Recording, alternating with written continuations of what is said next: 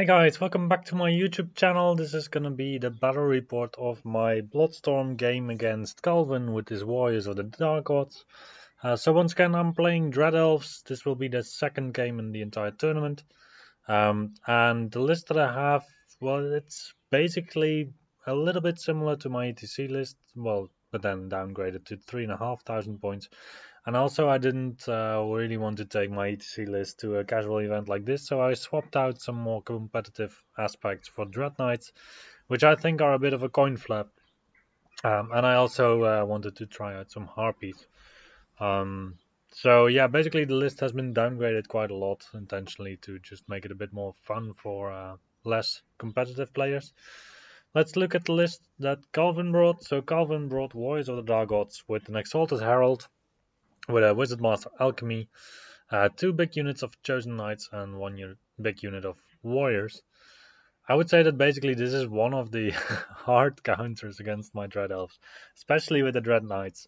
With the other units that I could have chosen, I think it would have been better. But with Dread Knights, this is going to be quite a rough matchup. So the Exalted Herald himself is going to be able to take Breath of Corruption as a spell. Getting this spell off basically means that I lose half a unit of Dread Knights at least. A Sorcerer with Wizard Master Alchemy will also make short work of my Dread Knights. And then even in combat, the Exalted Herald going in combat against my Dread Knights, he will kill off 4 or 5 of them, and then in the retaliation I can strike maybe. Maybe I can sneak through a wound if I'm lucky, but that's going to be it. And then mobility-wise, also the Exalted Herald is going to be more mobile than my Knight units and the rest of my army. So it's going to be quite difficult to catch that model. In addition, the Sorcerer, well, I'm going to have to engage the Warriors in order to get the Sorcerer. Likely the Warriors will have Word of Iron on them, so they can go to a 1-up armor save. I don't have enough tools to go through a 1-up armor save that can also grind quite decently. And then again, the Chosen Knights, they also don't really make me happy. Because against most matchups, I have the guarantee of striking first. If the Chosen Knights charge me, then they actually strike at the same time as me, with regards to the Dread Knights. And if I charge in with, well, once again, the Dread Knights, I'm going to hit them on a 4+ only, I think. And then I wound him on a 2+ with AP 3, so he still has a 5-up armor save left. With my 11 attacks per unit, this is going to be a problem because, well, I'll do like 5 hits, 4 wounds after the saves. It's going to be 1 Chosen Knight gone. But the retaliation will just completely obliterate my unit, quite likely. So that is not a very good matchup.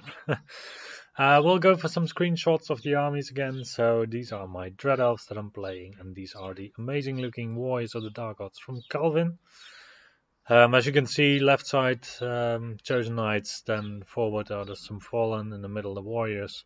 In the back the Exalted Herald, the Warhounds, and then another unit of Chosen Knights and another unit of Warhounds. This round we were playing Taskmaster again, so basically it's just some different objectives each round, and then we also play Domination. So main objective points are being scored for the different tasks that you score, and secondary objective points are scored for victory points. I was a bit disappointed that the other rounds we had rounds where if you lost stuff in your army that you would get points, and not in this specific round, because that would have been easier this round. But without further ado, let's get into the battle. And here we go again. So as you can see, it's the same table as the previous battle report that I did, because I played the entire tournament on the same table. My opponents did get to choose table sides quite often, actually, due to the roll-off.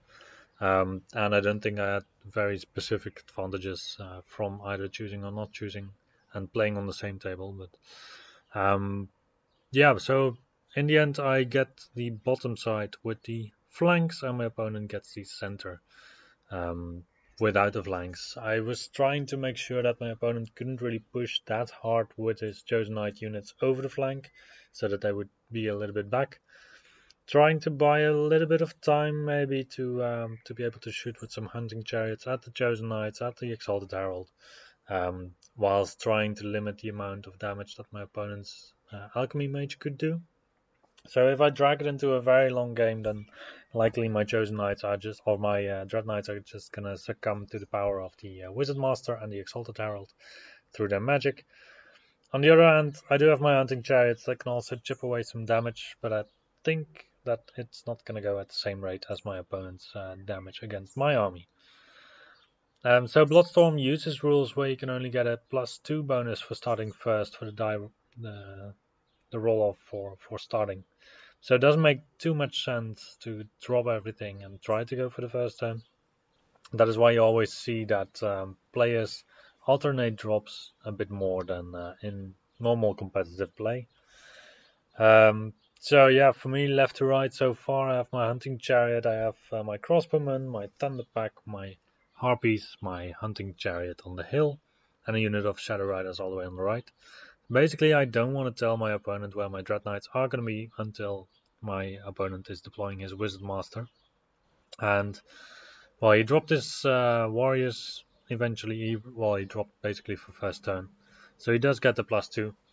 But I can measure it out such that my Dread Knights are outside of the range of my opponent's Alchemy Wizard for the first turn of the game at least. Yeah, I do Vanguard up with my Shadow Riders to a position where I'm out of his line of sight, and then my opponent, I believe, he gets to start the game. So one move that he did that I found quite interesting was the move where he put his Exalted Herald within easy range of my auxiliaries. And I was thinking, well, maybe he wants to shoot at my auxiliaries or do something about them. Because if he doesn't, it's going to be 30 shots hitting at short range on 4+, wounding on 6s. Maybe I can chip already a wound or 2 off. I have to be a bit lucky to chip off multiple wounds, but then again, it's a play that I didn't really expect. But it's more aggressive than I would have played, I think. Because you can play it also really safe, just advance up with your warriors, advance up cautiously with the rest of the army. But then again, Calvin was here to score some points, and he really went for it. So in his first magic phase, he only gets, I believe he tried to cast Breath of Corruption, and another spell he gets 2 wounds on the Hunting Chariot on the left side. And my Dread Knights remain safe for this turn. So in my first turn, I declare a charge with the Thunderpack onto the warrior block, thinking that this was one of the rare opportunities where I was going to have a chance to charge at them without them being buffed up for combat, so without Word of Iron or without Glory of Gold. And that would help my Thunderpack at least lower the numbers of my opponent's warriors. I don't make the charge, however, which I'm a bit sad about. But I do get to push up my Dread Knights on the hill for an advantageous position. The other Dread Knights close to it, because I figured that if I am going to be in range of Alchemy Magic anyway, I might as well be there with 2 units. And then, the Harpies, I haven't really figured out how Harpies work yet. So this event is the first time that I'm bringing Harpies, and I figure out during the event basically that a unit of 6 Harpies doesn't really work for me. Just because the threat that they project is not big enough, I think. But then again, if you compare them to just as a chaff unit to a unit of Shadow Riders, then they have similar mobility. They have a sweep attack, but they don't have Faint Flight. Yeah, how different is it? I think I would prefer Faint Flight over having a sweep attack on a small unit. So maybe a bigger unit works better, but we will come there later. And then Selection auxiliaries, they move up to shoot at the Exalted Herald, and they actually manage to cause 2 wounds to the model. So far it's going quite okay with regards to dealing some wounds to the Exalted Herald. In addition, the other Hunting Chariot did some damage on the Chosen Knights on the right, and he doesn't have any Swift Strike this round. Otherwise, my advance is generally just rather safe, I would say. I can't block my opponent's Exalted Herald anyway, so I'm not trying. This turn, Calvin is moving backwards a bit. I think it's a good move. Because, well, the Chosen Knights, they just have to project some some threat, and he has the time basically to he can buy time with his alchemy magic. As long as he can just get a spell off on one of my knight units, then it cripples just half the unit. I believe this was one Quicksilver Lash, and I already lost 2 out of the models. Yeah, that just hampers the performance of my unit. And he basically has the time game on his side. With the breath weapon, he removes the hunting chariot, and the fallen are set up for a chaff, basically, of the thunder pack. I have a choice here of either charging in with the thunder pack or with the beast breakers, or going for the sweep attack with the harpies and trying to cause a panic test. However, the fallen are fearless, and they have a 4-up armor save, so the harpies are not going to be sufficient to take care of these guys. Then again, if I do take the bait of charging in on the fallen, then I'm going to have a lot of counter charges, and I will likely be counter charged by the warriors, by the chosen knights, by the herald. So in the end, I do opt to go for the charge, just with the beast breakers, because I figured that the beast breakers are the block that actually I value less in this matchup, just because the only thing it provides is ranks, and it doesn't really provide any damage output against my opponent with so much armor that I cannot really do any damage with the crucible itself mostly. Thunderpack, they back up. If my opponent wants to charge in on the Thunderpack with his Exalted Herald, I would say that he's free to do so, because then I will still have quite a lot of attacks coming his way, wounding in a quite favorable manner. And in this way, I can actually move up with the Knights, block my opponent's chosen Knight unit with my Shadow Riders, and his warriors are being blocked by the Beast Breakers. So that in this way, I will get either a charge with my Dread Knights onto the warriors or on the chosen knights. And I think this is the best way I could play it out. We will see what happens. I think, yeah, my estimation was that my opponent's Exalted Herald could go into my Beast Breakers. However, he would not be able to do that much damage. I also thought that he would have 5 attacks. And yeah, I figured it would be kind of okay. I think I turned them a bit too much here. I could have left the warriors in the front as well as the Exalted Herald, just keeping my facing towards the left, because I didn't have any threat anyway from the chosen knights.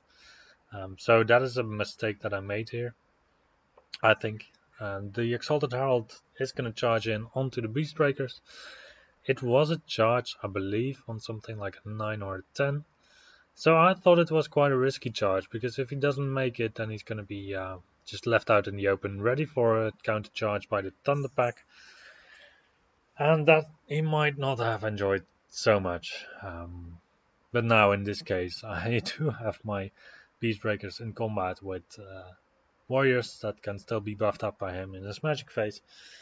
The only magic that I had on me, I believe I had Know Thy Enemy on my Thunder Pack, and Minimize Discipline, just the attribute on my Beast Breakers, so no actual combat buff spell.